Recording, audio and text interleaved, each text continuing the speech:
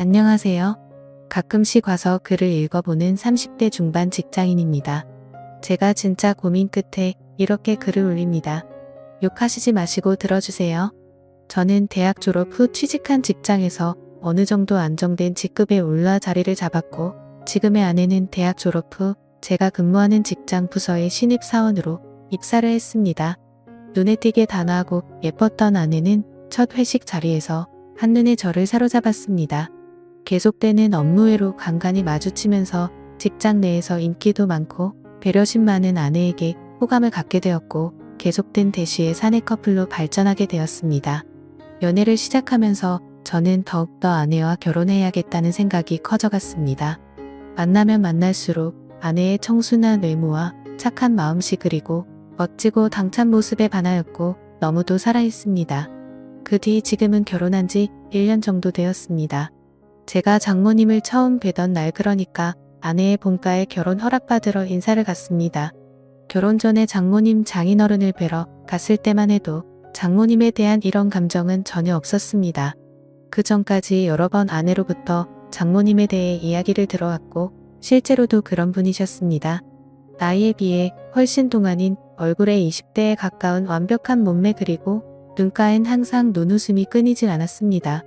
젊으셨을 때 남자들에게 인기를 많이 받으셔서 능력 좋으신 장인어른께서 열정적으로 결혼을 추진하셔서 20대 초반에 결혼을 하시고 제 아내를 낳으셨답니다.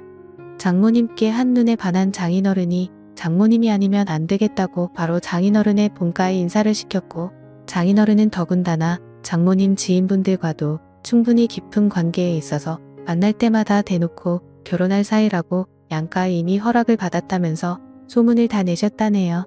그만큼 장모님을 놓치기 싫으셨던 거죠. 그리고 장모님 댁에선 어디 하나 부족한 것 없고 너무도 적극적인 장인어른을 흡족해 하셨답니다. 뿐만 아니라 지금도 여유로우시지만 더 풍족하셨던 장인어른은 온갖 매물과 한심으로 장모님 댁 식구들을 꽉 잡고 있어서 장모님은 그러한 분위기에 휩쓸려 당연히 결혼해야 하는 건 마냥 등 떠밀리듯이 결혼을 순식간에 하셨답니다. 그렇기 때문에 저하고 나이 차이가 10살도 안 되시는 나름 젊은 장모님이십니다. 우리 장모님은 영화배우 이영애를 닮아서 아우라가 풍기는 그런 이미지이십니다. 외모도 아주 닮으셨습니다. 눈이 부실 정도로 새하얀 피부에 붉으스러운 입술, 곱고 가느다란 짙은 눈썹, 더 이상 설명 안 해도 장모님이 어떠신지 상상이 가시죠. 그런데 그런 장모님은 저의 아내가 참 많이 닮은 것 같습니다. 커다란 눈과 오똑한 콧날에 긴 목선까지 말이죠. 아무튼 저희는 순한리에 결혼을 하게 되었고, 아내는 직장에서 인정받는 유명한 직원이었기 때문인지 직장에 미련이 많이 남는다면서 결혼 후에도 직장 생활을 계속하고 싶어 했었습니다. 저는 아직 아이 계획이 없으니 원하면 그리하라고 응원을 해주었네요. 저희 계획을 알고 계시는 예비장인 장모님께서 식사나 같이 하자고 부르시다니, 평소에 딸을 너무나 이뻐하셨던 장모님께서는 사위인 내가 부담스럽지만 않다면 당분간만이라도 아내와 같이 지내는 게 어떻겠냐고 제안을 하셨습니다. 딸이 갑자기 시집을 훌쩍 하게 된다니 왠지 모르게 가슴이 텅 빈 것 같으시다며 딸한테 살림도 좀 가르치고 싶고 사위인 저도 챙겨주고 싶다시면서요. 아내는 제 눈치를 살피는 것 같길래 저도 모르게 흔쾌히 그러자고 해버렸습니다. 그래서 이런저런 이유로 결혼 후 바로 처갓집에 들어가 살고 있습니다. 그런데 결혼하고 나서 처갓집에 같이 살면서 장모님을 볼 때마다 점점 장모님의 여성스러운 카리스마와 매력, 그리고 왜인지는 모르게 너무 미녀이셔서 그런지 보호 본능까지 일어나더군요. 한마디로 미치겠습니다. 몇 달 전에는 장모님께서 샤워를 하시고 머리를 말리지 않고 나오셔서 부엌에 물을 마시러 오셨는데 그때 저와 눈이 딱 마주치고 말았습니다.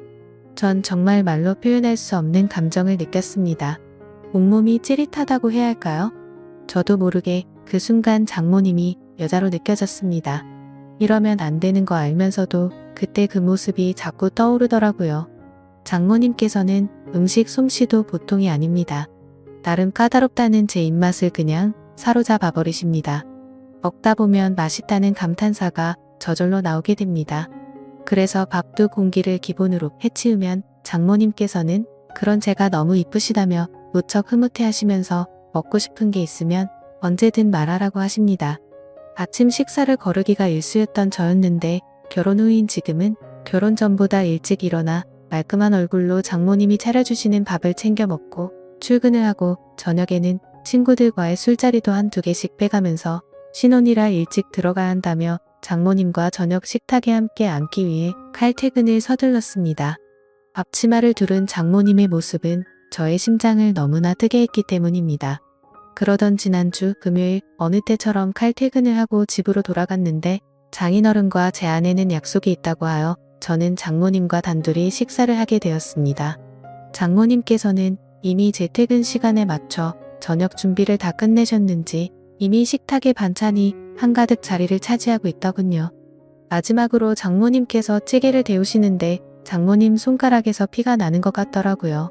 저는 깜짝 놀라서 장모님의 손을 잡으며 장모님 다치셨냐고 언제 어디서 다치셨냐고 물어보았더니 아까 설거지를 하다가 그릇에 이가 나간 걸 발견하지 못하여 베었다고 하시더군요. 순간 저는 벌떡 일어나서 집을 나가 근처 약국으로 달려가서 상처에 바르는 연고와 데일밴드를 사서 들어왔습니다. 장모님께서는 밥 먹다 말고 어디 다녀오냐고 놀라 물으셨고 저는 그런 장모님을 의자에 앉힌 뒤 장모님 상처부터 치료하고 식사해요. 덧나면 큰일 나요 하고 장모님의 손을 치료해 드렸습니다. 데일밴드까지 붙이고 난 후 장모님과 다시 저녁을 먹는데 비록 찌개는 차갑게 식었지만 제 가슴은 따뜻했습니다. 아니 뜨거웠습니다. 다시 한번 그 손을 잡을 수 있다면 하는 생각이 들던 그때부터일까요? 저는 장인어른과 장모님이 함께 대화를 나누시는 모습을 보면 장인어른이 너무 부러웠습니다. 식사 후 산보를 즐기시는 장모님께서 식사 후 같이 산보를 권하셔서 같이 나간 적이 많습니다. 그러면 장모님은 장인어른과 팔짱을 자주 끼시고 손도 꼭 잡으십니다. 물론 얼굴에 땀도 닦아주시더군요. 그런 장인어른을 보고 있으면 제가 장모님 옆에 있었으면 하고 말도 안 되는 상상을 합니다. 길 가다가 맛있는 게 보이면 아내보다 장모님이 먼저 생각납니다. 그래서 들어오는 길에 장모님이 좋아하시는 과일도 사들고 들어오게 되고 그럼 또 장모님께서는 솜씨 좋게 과일을 깎아주시며 우리 사이가 최고라고 칭찬을 해주십니다. 장모님은 요리하는 걸 참 좋아하시는데요. 주말엔 요리를 배워보겠다고 제가 나섰습니다. 장모님께서는 나한테 배울 게 뭐 있느냐면서도 간단하게 편하게 먹을 수 있는 요리며 술, 안주 등을 몇 가지 가르쳐 주셨습니다. 옆에서 요리도 하고 설거지도 같이 하면서 신혼부부 같다는 느낌이 드는데 그저 그 순간이 잘못됐다는 생각보다도 그저 행복했습니다. 이번 주말엔 제가 장모님께 배운 요리라며 나름 근사한 저녁을 선사했습니다. 물론 아내와 나 그리고 장인어른과 장모님은 장모님과 함께 만든 요리에 와인도 곁들여 즐거운 시간을 보내게 되었고요. 와인 2잔에 장모님 얼굴이 발그레 달아오르시는데 장인어른께선 그런 장모님을 아직도 많이 사랑스러워 하시는 것 같았습니다. 근데 저는 그 모습이 사랑스러우면서도 질투 같은 감정이 솟구쳐 오르더군요. 아내의 외모가 장모님을 정말 많이 닮기는 했지만 아내에겐 찾을 수 없는 묘한 매력이 장모님에겐 있었습니다. 얼큰하게 취기가 오르신 장인어른께서는 먼저 방으로 들어가셨고 와이프도 내일 약속이 있다면서 자리를 먼저 떴고 뒷정리를 하시려고 일어나시는 장모님께 저는 아쉬운 마음에 한 잔만 더 하고 뒷정리는 제가 하겠다고 하자 장모님께선 안주가 떨어졌다며 뚝딱하고 안주를 하나 해주셨습니다. 장모님께서 안주 접시를 내려놓는 순간 전 장모님 볼에 뽀뽀를 해버릴 뻔했습니다. 순간 정신이 번쩍 들더라고요. 물론 장모님은 눈치를 못 채신 듯 했습니다. 그건 정말 지금도 다행이다 싶습니다. 그 뒤로도 장모님은 제 눈에 수시로 아른거립니다. 출장을 가서도 아내의 것보다 장모님의 선물이 눈에 들어오고요. 그래서 장모님 것만 사드릴 수가 없어서 아내 것도 같이 사서 드린 적도 여러 번입니다. 그러면 장모님께서는 수줍은 소녀마냥 내 것도 챙겨주냐며 행복해 하십니다. 장모님께서 취하시는 동작 하나하나마다 얼마나 좋은지 저는 그냥 그런 장모님을 보고만 있으면 절로 미소가 지어집니다. 아내 없이 저 혼자 있을 때 그런 동작들을 떠올리며 혼자 피식 웃기도 합니다. 제 이름을 불러주시는 장모님의 목소리가 너무 좋습니다. 출장에 가서도 아내의 안부를 묻는 전화를 일부러 집 전화로 해서 장모님의 목소리를 듣기 위해 통화를 하고 출근을 해서도 서류를 잃은 것 같다며 엉뚱한 서류를 핑계로 장모님과 통화를 하곤 했습니다. 그럴 때면 장모님은 맑고 차분한 목소리로 걱정도 해주시고 격려도 해주셨습니다. 그 목소리에 감동이라고 해야 하나? 제겐 더없이 활력소가 되더군요.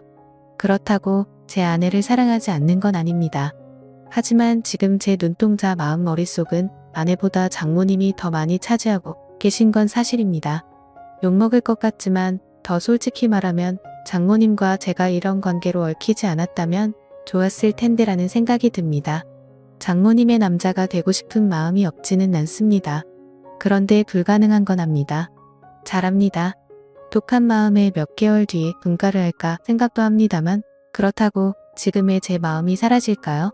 평생 보고 살아야 하는 장모 사위 관계인데 언젠간 제가 장모님을 봐도 아무렇지도 않을 날이 올까요? 정말 미치겠습니다. 좋은 의견 댓글로 부탁드려요.